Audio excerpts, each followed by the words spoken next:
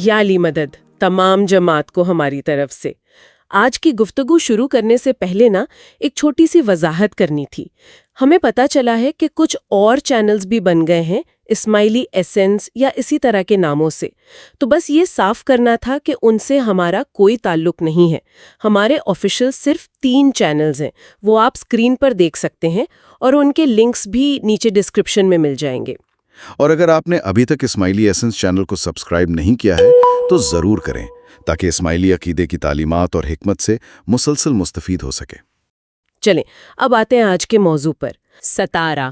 گفتگو شروع کرنے سے پہلے یہ جاننا اہم ہے کہ یہ لفظ خود کیسے بنا ہے۔ لگتا ہے یہ ستارہ کی ایک بدلی ہوئی شکل ہے۔ ہاں، ستارہ جو 2 الفاظ سے مل کر بنی ہے، ست یعنی 7 اور دہاڑا مطلب دن، تو گویا 7 دن کا عمل۔ صحیح، 7 دن۔ اس کے کچھ اور نام بھی سننے میں آتے ہیں، جیسے ستادو، ستادوا یا ستراتا۔ جی مختلف نام ہیں۔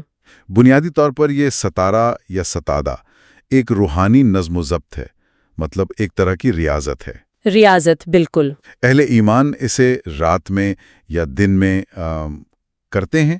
اس کی نوعیت کافی حد تک ایک معروف اسلامی عمل اعتکاف سے ملتی جلتی ہے۔ جی ہاں، اعتکاف سے کافی مشابہت ہے۔ اس پر ہم آگے بات کریں گے، کوشش کریں گے کہ اس عمل کی پرتیں کھول سکیں۔ بالکل، اور یہ سمجھنا بھی ضروری ہے، خاص طور پر اسماعیلی برادری میں ستارہ کی مجالس منعقد کرنے کی ایک روایت ہے۔ اچھا، مجالس؟ جی، یہ 7 راتوں پر محیط دعا اور گہرے غور و فکر کا ایک سلسلہ ہوتا ہے۔ 7 راتیں؟ اکثر اس کا مقصد ہوتا ہے روحانی ترقی کی راہ میں جو رکاوٹیں ہیں انہیں دور کرنا، یا کبھی کبھی عبادت میں جو تسلسل ہوتا ہے، یکسوئی ہوتی ہے، اگر وہ ٹوٹ جائے تو اسے بحال کرنا۔ یعنی کنٹینیوٹی بحال کرنا۔ جی، تو آئیے اس عمل کی گہرائی اور اس کی معنویت کو سمجھنے کی کوشش کرتے ہیں۔ ٹھیک ہے، تو آئیے اس کی جڑوں کو ٹٹولتے ہیں۔ یہ جو خیال ہے کہ کچھ عرصے کے لیے دنیاوی معاملات سے الگ ہو کر خلوت میں اللہ کی طرف رجوع کیا جائے، یہ کوئی بالکل نئی بات تو نہیں ہے؟ نہیں، بالکل نہیں۔ ہمیں الہامی کتابوں میں اس کی واضح مثالیں ملتی ہیں، جیسے حضرت موسیٰ علیہ السلام کا واقعہ، کوہ سینا پر 40 راتوں کی عبادت۔ جی ہاں، قرآن مجید میں ہے۔ قرآن میں ہے، سورۃ البقرہ آیت 51 میں۔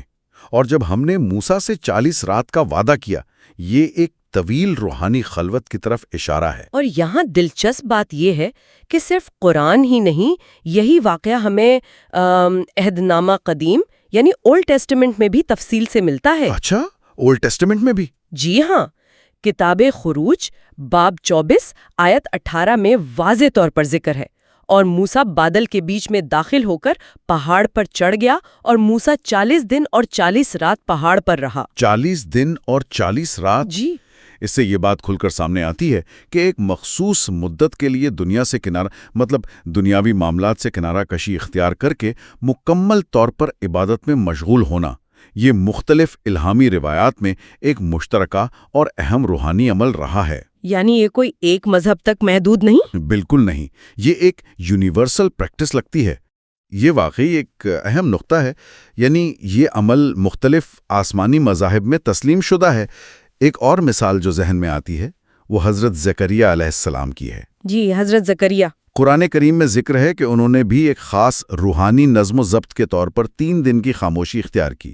سورت مریم آیت 10 میں ہے، تمہاری نشانی یہ ہے کہ تم 3 راتوں تک لوگوں سے بات نہ کر سکو گے۔ ہاں، یہ خاموشی محض بات نہ کرنا نہیں تھی، اس کا کوئی گہرا مقصد تھا۔ جی بالکل، ان کی یہ خاموشی دراصل دعا اور اللہ کے ذکر میں مکمل توجہ اور یکسوئی حاصل کرنے کی ایک علامت تھی۔ فوکس۔ وہ ظاہری گفتگو سے کٹ کر پوری طرح اپنے رب کی طرف متوجہ ہونا چاہتے تھے، لیکن اس انفرادی عمل کے ساتھ ایک اجتماعی پہلو بھی جڑا تھا۔ وہ کیا تھا؟ حضرت زکریا علیہ السلام نے اسی دوران اپنی قوم کو یہ ہدایت بھی جاری رکھی کہ وہ صبح و شام اللہ کی تسبیح بیان کریں۔ اچھا، یعنی خود خلوت میں مگر قوم کو ہدایت بھی دے رہے ہیں۔ انفرادی ریاضت اور اجتماعی ذمہ داری کا ایک خوبصورت امتزاج ہے۔ واہ، یہ تو بہت گہری بات ہے۔ مطلب خلوت کا مطلب مکمل لا تعلقی نہیں بلکہ ترجیحات کا تعین ہے۔ بالکل اسی طرح کی ایک اور مثال ہمیں حضرت مریم علیہ السلام کی زندگی میں ملتی ہے۔ جی، قرآن مجید سورت مریم کی آیت 26 میں ان کے ایک دن کے خاموشی کے روزے کا ذکر ہے۔ جی، میں نے خدائے رحمان کے لیے روزے یعنی خاموشی کی نظر مانی ہوئی ہے، لہٰذا آج میں کسی انسان سے ہرگز بات نہیں کروں گی۔ ایک دن کی خاموشی، یہ بھی ایک مختصر مگر بامانی روحانی عمل تھا۔ اگر ہم ان تمام مثالوں کو ایک وسیع تناظر میں دیکھیں تو یہ واضح ہو جاتا ہے کہ خاموشی، خلوت نشینی اور ایک مخصوص مدت کے لیے دنیاوی مشغولیت سے کنارہ کشی اختیار کرنا، یہ وہ طریقے ہیں جو مختلف انبیاء کرام نے علیہم السلام کیزا کرنے اور خدا کے ساتھ اپنے تعلق کو مزید گہرا اور مضبوط کرنے کے لیے استعمال کیے ہیں۔ گویا ایک آزمودہ روحانی ٹیکنیک ہے۔ ایک آزمودہ روحانی ٹیکنالوجی جو مختلف صورتوں میں ہمیں نظر آتی ہے۔ آپ نے شروع میں اعتکاف کا ذکر کیا تھا، اب ذرا اس پر تفصیل سے بات کرتے ہیں۔ اسلام میں اعتکاف کا عمل رائج ہے اور جیسا کہ آپ نے کہا یہ ستارہ کی روحانی نوعیت سے کافی مماثلت رکھتا ہے۔ جی ہاں، لفظ اعتکاف کے معنی کیا ہیں؟ اس کی اصل کیا ہے؟ اعتکاف کا لفظ عربی زبان کے مادے عقفہ سے نکلا ہے۔ عقفہ علیہ کا مطلب ہوتا ہے کسی چیز سے جڑے رہنا، اس پر قائم رہنا یا مستقل طور پر خود کو کسی کام کے لیے وقف کر دینا۔ اچھا، جڑے رہنا۔ لغوی طور پر تو اس کا مطلب کسی جگہ پر مسلسل ٹھہرنا ہے، لیکن اسلامی اصطلاح میں اعتکاف سے مراد خاص نیت کے ساتھ ایک مقررہ مدت کے لیے مسجد میں قیام کرنا ہے۔ مسجد میں؟ جی، عام طور پر مسجد میں، تاکہ دنیاوی معاملات اور تعلقات سے عارضی طور پر کنارہ کشی اختیار کر کے مکمل طور پر اللہ کی عبادت، اس کے ذکر اور غور و فکر میں مشغول رہا جا سکے۔ اور جو شخص اعتکاف کرتا ہے اسے کیا کہتے ہیں؟ اسے معتکف کہا جاتا ہے، معتکف۔ یعنی مکمل یکسوئی کے ساتھ خود کو اللہ کے لیے وقف کر دینا۔ قرآن مجید میں بھی غالباً اس حوالے سے رہنمائی موجود ہے۔ جی ہاں، قرآن کریم میں براہ راست اعتکاف کا ذکر تو ہے، لیکن سورۃ البقرہ کی آیت 187 وہ خاص طور پر رمضان اور روزے کے حوالے سے نظم و ضبط اور توازن کی بات کرتی ہے، جو اعتکاف کے دوران بھی بہت اہم ہے۔ توازن کی جی، آیت میں روزے سے متعلق کچھ احکامات ہیں، جیسے رات میں کھانے پینے اور ازدواجی تعلقات کی اجازت، پھر فجر سے غروب آفتاب تک مکمل پرہیز۔ یہ آیت ہمیں سکھاتی ہے کہ عبادت کے ساتھ ساتھ بنیادی انسانی ضروریات کا خیال رکھنا بھی ضروری ہے، لیکن ایک خاص نظم و ضبط کے تحت۔ صحیح۔ اعتکاف میں بھی معتکف مسجد میں رہتے ہوئے اپنی بنیادی ضروریات پوری کرتا ہے، لیکن اس کا بنیادی مقصد عبادت اور اللہ سے تعلق قائم رکھنا ہوتا ہے۔ یہ توازن کا اصول بہت اہم ہے۔ اچھا، اعتکاف کے بارے میں کچھ مزید عملی تفصیلات کیا ہیں؟ کیا یہ صرف مردوں کے لیے ہے؟ کیا یہ صرف رمضان میں ہوتا ہے؟ یہ اہم سوالات ہیں۔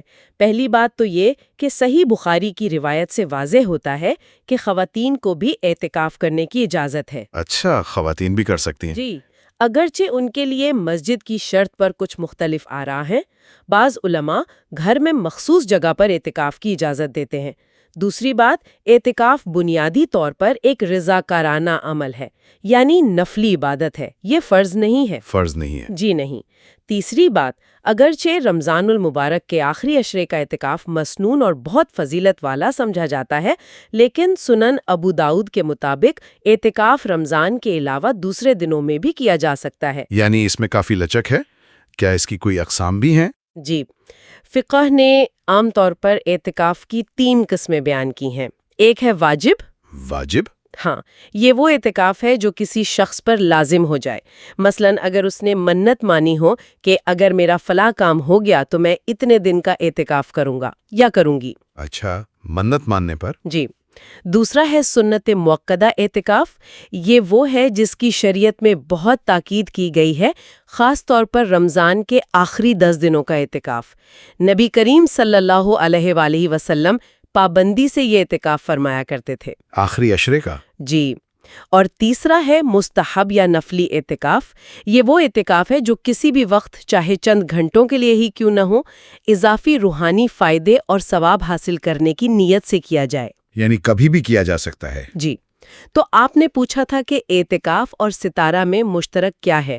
بنیادی طور پر دونوں کا مقصد ایک ہی معلوم ہوتا ہے، دنیاوی جھمیلوں سے عارضی طور پر الگ ہو کر پوری توجہ اور دل جمی کے ساتھ اللہ کی طرف رجوع کرنا، اپنی روحانی حالت کو بہتر بنانا۔ بالکل، اور قرب الہی حاصل کرنا۔ دونوں میں خلوت، ذکر اور عبادت پر زور ہے۔ یہ وضاحت بہت مفید رہی۔ اب اگر ہم صوفیہ کرام کے طریقوں پر نظر ڈالیں تو وہاں بھی ہمیں اسی طرح کی مشقیں ملتی ہیں، بلکہ شاید زیادہ شدت کے ساتھ۔ میں نے اربعین، چلہ اور خلوت جیسے الفاظ سنے۔ جی ہاں، بالکل صحیح سنا آپ نے۔ ان کا کیا مطلب ہے؟ صوفیہ کے حلقوں میں اربعین، جس کا مطلب ہے 40، چلہ یہ فارسی میں 40 دن کا عرصہ ہوتا ہے، اور خلوت یعنی تنہائی اختیار کرنا۔ یہ اصطلاحات بہت عام ہیں، ان سے مراد عام طور پر 40 دن کی ایک طویل خلوت نشینی ہوتی ہے۔ 40 دن کی؟ جی، جو مراقبے، نفس کی پاکیزگی اور روحانی مدارج طے کرنے کے لیے کی جاتی ہے۔ ان مشقوں کی جڑیں بھی گہری ہیں اور انہیں بھی نبوی روایت سے جوڑا جاتا ہے۔ 40 دن، یہ تو بہت طویل عرصہ ہے۔ کیا اس کی کوئی خاص وجہ ہے؟ اور یہ خلوت کیسی ہوتی ہے؟ مطلب کہاں کی جاتی ہے؟ یہ عدد تکمیل کی علامت سمجھا جاتا ہے، اور یہ خلوتیں اکثر بہت سخت ہوتی ہیں۔ صوفیہ ایسی جگہوں کا انتخاب کرتے ہیں جو بالکل تاریک ہوں یا آبادی سے بہت دور۔ تاریک جگہ؟ جی، تاکہ مادی دنیا اور اس کی لذتوں سے مکمل طور پر لا تعلقی پیدا ہو اور تمام تر توجہ باطن کی طرف مرکوز ہو جائے۔ یہ ظاہری تنہائی اور تاریکی دراصل اندرونی روشنی اور مشاہدے کے لیے راستہ بناتی ہے۔ یہ بہت دلچسپ ہے۔ اس سلسلے میں معروف اسکالر ہیں کارل ڈبلیو ارنسٹ۔ انہوں نے اپنی کتاب صوفیزم میں لکھا ہے۔ جی، کارل ارنسٹ۔ وہ کہتے ہیں کہ حضرت محمد صلی اللہ علیہ وآلہ وسلم کا نبوت سے پہلے معاشرے سے الگ ہو کر غار حرا میں مراقبے اور غور و فکر کے لیے جانا۔ جی ہاں، غار حرا میں۔ وہ بعد کے صوفیہ کے لیے خلوت نشینی کی منظم مشق، خاص طور پر یہ 40 دن کی خلوت یعنی چلہ کشی، اس کی بنیاد اور نمونہ بنا۔ گویا یہ عمل براہ راست سنت نبوی سے متاثر ہے۔ بالکل۔ اور اس سب کا مجموعی مطلب کیا نکلتا ہے؟ یہی کہ ایک مخصوص، بعض اوقات طویل مدت کے لیے دنیاوی معاملات اور تعلقات سے کنارہ کشی اختیار کر کے سخت ریاضت اور مجاہدے کے ذریعے روحانی صفائی؟ جی، روحانی صفائی، باطنی روشنی، نفس پر قابو اور اللہ تعالیٰ سے قربت حاصل کرنے کا عمل اسلامی روایت میں بالخصوص تصوف کے راستے پر چلنے والوں کے لیے ایک تسلیم شدہ، گہرا، مؤثر اور محترم طریقہ رہا ہے۔ خود کو دریافت کرنے کا راستہ اور خالق سے جڑنے کا ایک شدید راستہ کہہ سکتے ہیں۔ یہ سب جاننے کے بعد اب ہم واپس ستارہ کی طرف آتے ہیں۔ جس طرح ہم نے اعتکاف اور صوفیانہ چلہ کشی کی بات کی جو 10 دن یا 40 دن پر محیط ہو سکتے ہیں، اسی طرح اسماعیلی طریقہ میں 7 روزہ ستارہ کی دعائیں اور مجالس بھی گہرے روحانی معنی رکھتی ہیں۔ جی ہاں۔ کیا آپ اس پر مزید روشنی ڈالیں گی؟ جی ہاں، ستارہ کی یہ 7 راتیں یا دن، جیسا کہ نام سے ظاہر ہے، ایک ہفتے پر محیط ہے۔ اسماعیلی روایت میں یہ مدت باطنی پاکیزگی حاصل کرنے، انر پیوریفیکیشن، جی، ذکر یعنی اللہ کی یاد میں کثرت سے مشغول ہونے اور خدا کے ساتھ اپنے عہد یعنی بیعت کی تجدید کی علامت سمجھی جاتی ہے۔ بیعت کی تجدید؟ جی، بیعت سے مراد روحانی پیشوا یا براہ راست خدا سے وفاداری اور اطاعت کا عہد ہے۔ تو یہ 7 دن گویا اپنے روحانی تعلق کو تازہ دم کرنے، اپنی عبادات میں گہرائی پیدا کرنے اور اپنی روحانی سمت کو درست کرنے کا ایک موقع فراہم کرتے ہیں۔ ذکر اور بیعت کی تجدید، یہ تو بہت اہم مقاصد ہیں۔ کیا اس عمل میں کوئی مخصوص عبادات یا اوراد و وظائف شامل ہوتے ہیں جن کا ذکر اس دستاویز میں ہو؟ دیکھیں، دستاویز اس کی تفصیلات میں تو نہیں جاتی کہ کون سی مخصوص دعائیں پڑھی جاتی ہیں، لیکن یہ واضح کرتی ہے کہ ان راتوں میں دعا، غور و فکر اور ذکر پر خصوصی توجہ دی جاتی ہے۔ مقصد باطنی صفائی اور روحانی ترقی ہے۔ یہ ایک طرح سے اپنی روح کو ریچارج کرنے کا عمل ہے۔ یہ 7 دن کی مدت شاید اس لیے بھی ہو کہ یہ ایک مکمل ہفتے کا چکر ہے جو روزمرہ زندگی کے معمول سے ایک واضح علیحدگی فراہم کرتا ہے تاکہ روحانی توجہ مرکوز کی جا سکے۔ یہ بات بھی قابل ذکر ہے جو ماخذ میں بیان ہوئی کہ ستارہ صرف انفرادی روحانی ترقی کے لیے ہی نہیں بلکہ اجتماعی طور پر بھی اس کا اہتمام کیا جاتا ہے، جی خاص طور پر بحران کے اوقات میں۔ جی، یہ ایک بہت اہم نقطہ ہے۔ دستاویز بتاتی ہے کہ جب اجتماعی طور پر مشکلات کا سامنا ہو، جیسے کوئی وبا پھیل جائے، جنگ کی صورتحال ہو، معاشرے میں بدامنی ہو، قحط سالی ہو یا کوئی بڑی قدرتی آفت آ جائے، اللہ نہ کرے، جی، تو اس وقت 7 روزہ ستارہ کی اجتماعی مجالس منعقد کی جاتی ہیں۔ اجتماعی مجالس، اور ان اجتماعی مجالس کا مقصد کیا ہوتا ہے؟ ان اجتماعی مجالس کا بنیادی مقصد یہ ہوتا ہے کہ تمام لوگ مل کر یکجا ہو کر اللہ تعالیٰ کی بارگاہ میں دعا کریں، گڑ گڑائیں، اس کی رحمت طلب کریں، سب مل کر۔ جی، اور ان مشکلات سے نجات، حفاظت اور عافیت کے لیے اجتماعی طور پر روحانی شفا کی التجا کریں۔ یہ عمل جہاں انفرادی روحانی ریاضت کی اہمیت کو اجاگر کرتا ہے، وہیں اجتماعی دعا، باہمی ہمدردی اور ایک کمیونٹی کے طور پر مل کر اللہ کی طرف رجوع کرنے کے پہلو کو بھی مضبوط کرتا ہے۔ یہ ظاہر کرتا ہے کہ مشکل وقت میں روحانی سہارا اجتماعی طور پر بھی تلاش کیا جاتا ہے۔ بہت خوب۔ تو آج کی اس تفصیلی گفتگو کا اگر خلاصہ کیا جائے تو ہم نے ستارہ کے تصور کو سمجھنے کی کوشش کی۔ یہ ایک 7 روزہ روحانی نظم و ضبط ہے جس کی جڑیں بہت گہری ہیں۔ جی، ہم نے دیکھا کہ یہ عمل اسلام میں رائج اعتکاف، صوفیہ کرام کی چلہ کشی اور حتیٰ کہ مختلف انبیاء اکرام علیہم السلام کی خلوت نشینی اور عبادت کے طریقوں سے مماثلت رکھتا ہے۔ بالکل، کئی متوازیات نظر آئیں۔ خاص طور پر اسماعیلی تناظر میں ستارہ باطنی پاکیزگی حاصل کرنے، ذکر الہی میں مشغول ہونے اور خدا سے کیے گئے عہد یعنی بیعت کی تجدید کا ایک اہم ذریعہ ہے۔ اور بحران کے وقت اجتماعی دعا کا بھی۔ ہاں، اور یہ بھی کہ مشکل اور بحرانی اوقات میں یہ اجتماعی دعا اور اللہ کی رحمت طلب کرنے کا ایک مؤثر اجتماعی طریقہ بھی ہے۔ بالکل درست خلاصہ ہے۔ اور آخر میں سننے والوں کے لیے ایک سوچ چھوڑ کر جانا چاہوں گی۔ ضرور۔